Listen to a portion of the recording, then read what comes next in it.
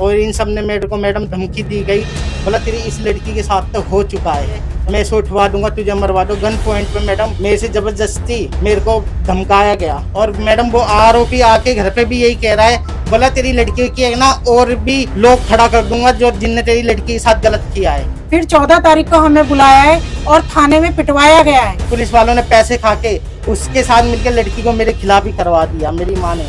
Madam बस हमें न्याय चाहिए, वरना मैडम मैं अपने आप को भी और अपने बच्चों को सबको फांसी लगा लूंगा। नमस्कार, मैं दिव्या और इस वक्त आप देख रहे हैं झलको दिल्ली। राजधानी दिल्ली के अंदर एक बहुत बड़ा गिरोह चल रहा है जो पहले नाबालिग लड़कियों को उठाता है और उसके बाद उनके साथ बलात्कार करता है।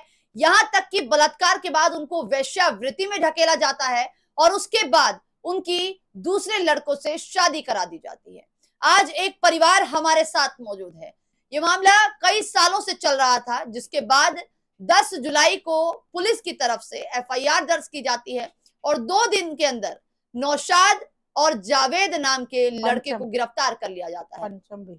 दोनों ही मुस्लिम समाज के बताए जा रहे हैं और इनका काम ही यही है कि पहले ये हिंदू लड़कियों को फंसाते हैं और उनको वेश्यावृत्ति, बलात्कार और फिर उनकी शादी करवा देते हैं। आज जो परिवार हमारे साथ मौजूद है, उस परिवार की एक नाबालिग लड़की के साथ भी ऐसा ही कुछ हुआ है। क्या नाम है सर आपका? सर मेरा नाम सचिन चौहान है। सचिन चौहान, हाँ। क्या हो रहा है सचिन जी आपके घर में? मैडम मैं 4 अप्रैल को गया था जी अपनी बेटी से मिलने के लिए, और वैसे मैं जाता रहता हूँ। और मिलने के लिए मैडम मैं गया तो मेरी बेटी गुमसुम बैठी हुई थी। मैंने पूछा, मैंने बेटा क्या हुआ है? उनने बिल्कुल बताने से मुझे मना कर दिया, है ना। फिर भी मैंने उससे पूछा, मैंने क्या हुआ, मैंने दादी दूदी ने कुछ कह दिया होगा। तो फिर उन्होंने मुझे बताया, पापा मेरे को ना दादी ने ये प्रॉपर्टी डीलर है ये जावेद के पास मुझे नौकरी पे लगाया और पापा मेरे साथ साथ ऐसे ऐसे हुआ। मैंने बेटा ये बात तूने किसे बताई? बोला मैंने ये बात अपनी दादी को बताई। तो फिर दादी ने कुछ नहीं बोला। बोला पापा उनने बोला है आप अपने पापा को मत बताना ये चीज।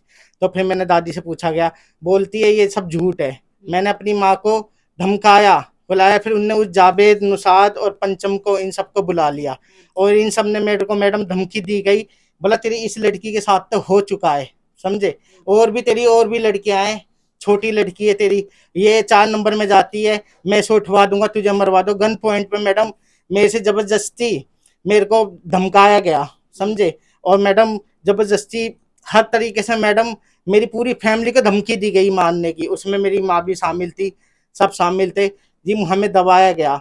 फिर हम उस टाइम वहां से आ गए। मैं अपनी लड़की को 4 तारीख को लेके घर पे आ गया। क्या उम्र है आप? 15 साल जी। 15 साल है। आप बता रहे हैं आप अपनी बेटी से मिलने जाते थे, कहाँ रहती थी आपकी? निहाल बिहार नागौली नई दिल्ली 41। आपके साथ नहीं रहती आपकी बेटी? नहीं जी, ये जब से बचपन से मेरी सेकंड मैरिज हुई है जी। अच्छा। ये बचपन से ही मेरी माँ अपने पास रखती थी। ये बोलती थी सौतेली माँ मार देगी, ये कर देगी, इसलिए जी हमने भी सोचा चलो दादी है, दादी मेरी माँ ही है तो अच्छी तरह परवरिश करेगी। मुझे नहीं पता था मैडम ये काम करवाती है। तो आप अपनी बेटी से लगातार मिलने जाते थे? हाँ जी, मैं जाता रहता था हफ्ते में और 2 दिन में 3 दिन में जाता रहता था, यानी महीने में 8-9 बार मिल के आता था। जब उनने मुझे कुछ नहीं बताया और ये भी बोल रही थी मेरी बेटी, पापा ये कई दिन से चल रहा है, मैंने दादी को बताने की बहुत बार बोला है, दादी बोलते थे झूठ बोलती है। फिर मैंने मैडम इस पे एक्शन लेने की कोशिश की, उन्होंने मुझे धमकाया गया, मुझे मारने की धमकी दी गई, हर तरीके से मुझे दबा दिया गया। मैडम आपको कैसे पता चला कि इस मामले में आपकी बेटी के साथ जो बलात्कार हुआ है वो उसी लड़के ने किया है, मोहम्मद जावेद ने? किसने बताया? मैडम ये लड़की नहीं बताया था मुझे, लड़की नहीं बताया था। 3 जनों के नाम लिए गए हैं। क्या क्या नाम है? जावेद, पंचम, नुसाद। और मैडम वो आरोपी आके घर पे भी यही कह रहा है, बोला तेरी लड़की की है ना और भी लोग खड़ा कर दूंगा जो जिनने तेरी लड़की के साथ गलत किया है। अच्छा। उनने ये तक धमकी दी गई है मुझे। तो मैडम मैं इसलिए डरा के धमका के मुझे रखा गया था मैडम, समझे। फिर 14 तारीख को एक बात बताइए, आपको जब ये पता चल जाता है कि मोहम्मद, नौशाद और जावेद ने मिलकर आपकी बेटी के साथ ये सब कुछ किया है, उसके बाद आप थाने में कंप्लेंट लिखवाने नहीं जाते? मैडम मुझे डराया धमकाया जाता है। मैं 1-2 बार थाने में गया हूँ, बाहर के भारी भगा देते हैं मैडम। ये फिर मेरे को पावरफुल इंसान है मैम, वो पावरफुल इंसान है, एमएलओ के साथ रहता है, आम पार्टी का बंदा है वो कहता है कि तेरी कहीं नहीं चलने दूंगा मैं।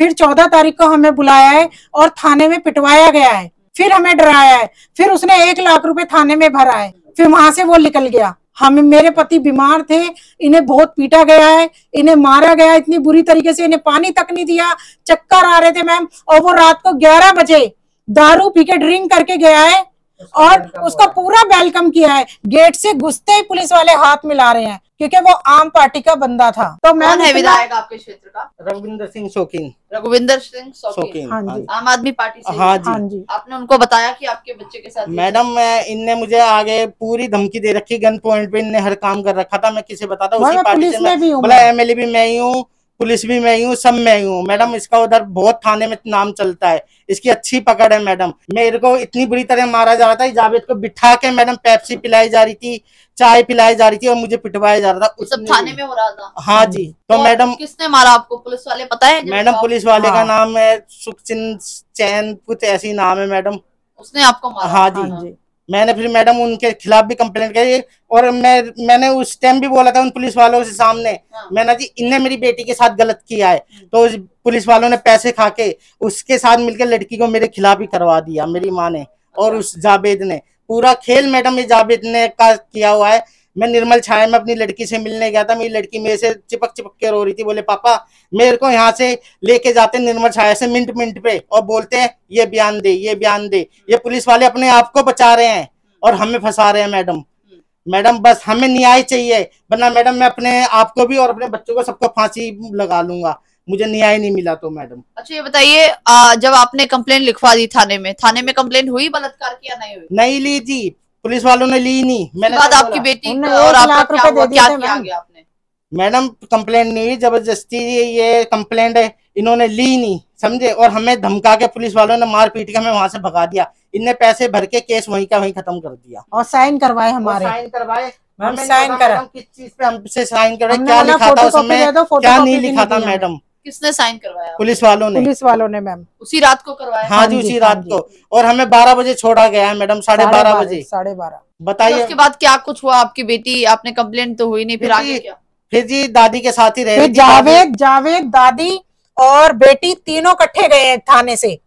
हम लोगों से बोला तू अलग निकल यहाँ से, साइन हो गए ना, अब इनसे रिश्ता खत्म हो गया। इन्हें गाड़ी में और बिठा के और इनको ले गया साथ में। और हम डर के मारे अपनी छोटी बच्ची को लेके, जो 7-8 घंटे से थाने में थी, और हम दोनों हस्बैंड वाइफ अपने घर आ गए डर के मारे। और हमने आते ही ताला लगा दिया, हम इतना डर चुके थे मैम। वो जावेद नाम का आदमी बहुत गुंडा है, पावरफुल है। और ये तक बोलता है मैं पहले पुलिस में भी था, ये तक बोलता है मैं पहले पुलिस में था। और जबरदस्ती मैडम लड़की की शादी करवाई गई है। लड़की की शादी हो गई? हाँ जी, जबरदस्ती करवाई गई है लड़की की शादी, गन पॉइंट पे रख के दादी ने करवाई है मैडम। और दादी ने शादी करवाई? आपको पता था कि ने आपकी बेटी की शादी हो रही है? हाँ मैडम पता था, बाप था, मैं तो बस खड़ा था मैडम, मुझे क्या पता ये क्या चल रहा है पीछे से। मेरे साथ तो मैडम बहुत अत्याचार हो रहा है। यानी कि आपकी पहले तो आपकी कंप्लेंट दर्ज नहीं हुई, नहीं, उसके बाद नौशाद यानी कि जावेद, हाँ जी, आपकी दादी और वो बच्ची तीनों घर चले गए। हाँ फिर उसके बाद शादी हो जाती है? नहीं, उससे पहले शादी हो गई थी। 22 अप्रैल को शादी हो गई थी। अच्छा, ये बात आपको पता थी? हाँ जी, हमें पता थी और हमें धमका रख गया था और उसी ने सब ये काम, पूरा खेल उसी ने रचा हुआ था जी। शादी हो गई, फिर वो अपने घर चली गई? हाँ जी, वो अपने घर चली गई थी। फिर छुड़वा दिया। फिर उस उसको लड़के को जावेद पिटवाया ने, गया है, उस लड़के को ही पिटवाया गया है। राहुल नाम का लड़का था, जिस राहुल नाम के लड़के से लड़की की शादी करी है, उसको भी जावेद ने पिटवाया है। रात को उसको भी बहुत पिटवाया और उससे भी एक पेपर पे साइन करवा लिए कि अब तेरा खुशी से कोई लेना देना नहीं, मैं बैठा हूँ इसके लिए। बोला ये शादी हम नहीं मानते, ये शादी नहीं मानी जाएगी। और उसी ये टाइम में शादी खत्म कर दिया हाँ। मामला। यानी कि वो लड़की फिर अपने घर आ गई? हाँ जी। तो आपके पास आई दादी? नहीं, दादी नहीं, के पास दादी चली के गई पास, थी। थाने से थाने दादी के पास चली गई और जावेद लेके गया था दादी को अपने साथ और लड़की को भी। और फिर जब से ही वो गुम थी जी, उसके बाद से नहीं पता कहाँ है? उसके बाद से हमें नहीं पता जी। हमने कंप्लेंट करी, 1 जुलाई को मैं गया उसके घर पे, घर खाली पड़ा हुआ था उसका। हम 2-3 बार गए मैडम, हमें पता नहीं जी कहाँ है। फिर यानी हमने 2 तो महीने से आप लगातार थाने जा रहे हैं, कंप्लेंट नहीं हो रही, उसी बीच शादी भी हो गई, हाँ वो जी। वापस भी घर आ गई। हाँ जी। हाँ जी। फिर मैडम मैंने फिर 10 तारीख को कंप्लेंट डाली, मेरी कंप्लेंट फिर भी नहीं ले रहे थे ये। मैंने 181 पे कॉल किया है, जब जाके लिया है। 2-4 जने मेरी हिम्मत बढ़ाई है, जब गए, जब जाके गिरफ्तार किया है। उस टाइम क्यों नहीं किया था उसे अरेस्ट, जिस टाइम मैंने बोला था ये गुनहगार है? क्यों पैसे खाए गए थे मैडम, क्यों उसे गिरफ्तार नहीं किया था पुलिस वालों ने, क्यों छोड़ा गया था उसको? तो देखिए, ये जो पूरा मामला सामने आया है वाकई हैरान करने वाला तो इसीलिए है क्योंकि कहीं ना कहीं एक पूरा गिरोह चल रहा है जो लड़कियों को पहले उठाता है और उसके बाद वैश्यावृत्ति, जैसे मैंने पहले बताया, बलात्कार करता है और उनकी शादी करवा देता है। और कहीं ना कहीं इसमें हिंदू लड़कियों को सबसे ज्यादा जिस तरीके से उनको उनके साथ बलात्कार के मामले सामने आ रहे हैं। दूसरी चीज मैं आपको बता दूं कि जब ये पूरा मामला सामने आता है, करीब 2 महीने पहले उस बच्ची के साथ दुष्कर्म किया जाता है, लेकिन जब माता पिता थाने में कंप्लेंट लिखवाने जाते हैं तो पुलिस की रवैया आप देखिए कैसा होता है। लापरवाही कहीं ना कहीं इसमें बहुत ज्यादा बढ़ती गई है कि दूसरा पक्ष जो है वो इतना स्ट्रांग है कि उसने थाने में तक जो है कहीं ना कहीं पैसे दे दिए, जिसके बाद इनको उस व्यक्ति जिसका नाम मोहम्मद जावेद है, नौशाद है, उसके सामने बिठाकर इनको मारा पीटा जाता है और कहीं ना कहीं उसके बाद उस बच्ची को मोहम्मद जावेद के हवाले कर दिया जाता है। आखिरकार वो बच्ची कहाँ है, ये इस वक्त सबसे बड़ा सवाल है। मात्र 15 साल की बच्ची जिसके साथ 55 से 60 साल के उम्र का आदमी लगातार बार बार दुष्कर्म करता है और थाने में पैसे खिलाने के बाद उस बच्ची को गायब कर देता है। वो दादी कहाँ है, ये भी इस वक्त सवाल है कि दादी और बच्ची दोनों कहाँ गायब है। आपको मैं ये बता दूं कि जब कंप्लेंट होती है और नौशाद, पंचम और जावेद को गिरफ्तार कर लिया जाता है, उसके बाद बच्ची को नारी निकेतन भेज दिया जाता है, जिसके बाद परिवार द्वारा लगातार पुलिस से बोला जाता है कि बच्ची को हमारे हवाले कर दीजिए, लेकिन बच्ची को वापस से इनकी नजरों के सामने ही दादी को दे दिया जाता है। लेकिन उसके बाद से दादी और बच्ची कहाँ गायब है ये इस बात का किसी को नहीं पता, लेकिन पुलिस को इस बात की जानकारी है। ये परिवार साफ तौर पर कह रहा है कि पुलिस को इस बारे में पता है, लेकिन पुलिस अभी भी बता नहीं रही है कि बच्ची और दादी कहाँ गई। आप लोग गए घर पर देखने के लिए? हाँ जी, घर पे गए, ताला लगा हुआ था, वो सुनने में आया है, पुलिस वाले बोल रहे हैं अब उनसे बात हो रही है। मैंने बोला मैडम मेरी बात तो कराओ मेरी लड़की से। मैंने अपनी माँ को फोन किया, उनका नंबर स्विच ऑफ जा रहा है। मैडम बिल्कुल पुलिस वाले मिले हुए हैं, हमारी बिल्कुल कार्रवाई नहीं हो रही मैडम। मतलब इस पूरे मामले में कहीं ना कहीं जो आपकी मम्मी है उनका भी इन्वॉल्वमेंट है? वो तो सबसे ज्यादा इन्वॉल्व है मैडम, वो प्रॉपर्टी डीलर से मिली हुई है और वो जावेद से मिली हुई है, वो ही सब करवाता है उससे। तो क्या जब बार बार आपकी बेटी के साथ नौशाद, पंचम और मोहम्मद जावेद दुष्कर्म करते थे तो उसके पैसे भी मिलते थे क्या? मेरी मम्मी को पैसे मिलते थे जी, मेरी माँ कराती थी ये शाम। अभी ये मुझे नहीं पता कैसे कराती थी, कैसे बेचती थी। मुझे लड़की ने ये बताया है पापा ये बहुत दिनों से चल रहा है। जब जाके मैं 4 तारीख को जब मिला हूं, जब मुझे पता चला है, मैंने कंप्लेंट करने को लिए, कंप्लेंट बिल्कुल नहीं लेते मैडम ये, और थाने में बुला के मारते हैं। और वो आदमी बैठा रहता है, मैं चक्कर खा खा के गिर रहा हूँ फिर भी पुलिस वाला मुझे मार रहा है और जबरदस्ती कागजों पे साइन करवा रहा है और लड़की को फेवर करवाता है। वो जावेद नाम का। बताएंगे कि इस केस को कौन देख रहा है, आईओ कौन है इस केस का? ये सुखचिंत पता नहीं ऐसी कुछ नाम मैडम, मैं इतना पढ़ा। कृष्णा मैम। कृष्णा मैडम है। अच्छा, उनके पास है ये? हाँ जी। अभी आपने उनसे बात करी पर्सनली कि मेरी बच्ची कहाँ है इस बारे में? मैम उनका फोन आया था हमारे पास कल, कह रहे कि दादी को फोन करो। हमने फोन किया, दादी का फोन स्विच ऑफ जा रहा था। हमने कृष्णा मैडम को बोला मैडम फोन स्विच ऑफ जा रहा है, तो कहती है ठीक है। फिर थोड़ी देर बाद हमने फोन करा तो कह रही हमारी बात हो गई है उनसे। फिर हमने फोन किया, मैंने जब उनकी बात हो गई मैडम की तो हम भी बात करके देखते, तो फिर स्विच ऑफ था फोन। यानी मैडम कोई नया नंबर उन्हें दे रखा है उनने। आपने अपने आसपास के जो रिश्तेदार हैं जिनसे दादी का संपर्क अच्छे हैं वहां पता करने की कोशिश? हाँ जी, पता करने की कोशिश करी है, वहाँ पे है ही नहीं है। मैंने अपने रिश्तेदार बदरपुर में रहते हैं, उधर भी फोन करके पूछा, बोले यहाँ पे नहीं है जी। तो देख लीजिए ये जो पूरा मामला सामने आ गया है अब साफ तौर पर खुलकर। लेकिन आपको ये बता दूं कि गिरफ्तारी तो तीनों व्यक्तियों की हो गई है, लेकिन बच्ची और दादी कहाँ है ये इस वक्त सबसे बड़ा सवाल है। अगर इस बात की जानकारी पुलिस को है तो परिवार को जरूर देनी चाहिए, लेकिन अब तक पुलिस परिवार को इस बात की जानकारी देती नजर नहीं आ रही। सवाल ये भी है कि जिस दादी के खिलाफ पुलिस ने मुकदमा दर्ज कर लिया है, फिर उस दादी को नारी निकेतन से छुड़वाकर वो बच्ची क्यों दी गई? आखिरकार सवाल ये भी है कि मोहम्मद जावेद, नौशाद और पंचम के सामने परिवार के साथ मारपीट क्यों की गई? वो पुलिस वालों के खिलाफ भी कार्रवाई होनी चाहिए जो थाने में बिठाकर उनके सामने परिवार को मारते नजर आए।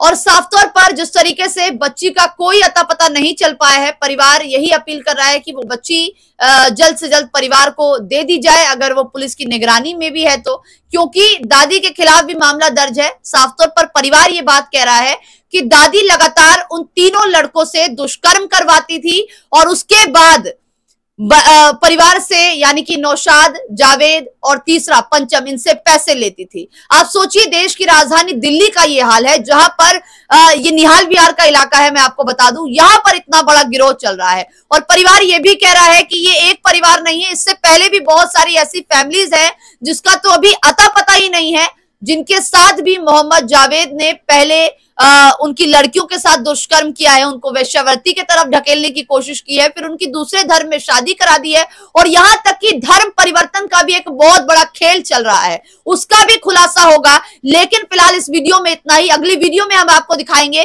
कि किस तरीके से मोहम्मद जावेद लड़कियों को फंसाता है और उसके बाद उनका धर्म परिवर्तन करवाता है। उनका ही नहीं, कहीं ना कहीं पूरे परिवार का धर्म परिवर्तन करवाया जाता है। और ये सब दिल्ली पुलिस, यहां से कुछ ही मीटर की दूरी पर थाना होगा, थाने की पास ये सब कुछ हो रहा है, लेकिन पुलिस कहीं ना कहीं अपने ऑफिस के अंदर बैठकर एसी की हवा लेती नजर आ रही है। डीसीपी तक इस मामले को की जानकारी पहुंच गई है, लेकिन उसके बावजूद भी इस मामले को संज्ञान में नहीं लिया जा रहा है। हमारी यही गुजारिश है कि इस वीडियो को कमिश्नर तक भेजा जाए, ताकि उनको भी पता चले कि निहाल विहार थाने के पास में ही एक परिवार रहता है जिसके साथ इतना सब कुछ हो गया, लेकिन पुलिस प्रशासन कहीं ना कहीं इस पूरे मामले को संज्ञान में लेता नजर नहीं आ रहा है। क्या कुछ बता रहे हैं मैडम? मैं ये कह रहा हूँ, जिस टाइम इन्हें अरेस्ट कर रखा था, मैंने एसी वाले कमरे में बिठा रखा था जी, और मेरी लड़की को भी वहीं बिठा रखा था। क्यों बिठा रखा था जी मेरी लड़की को वहाँ पे?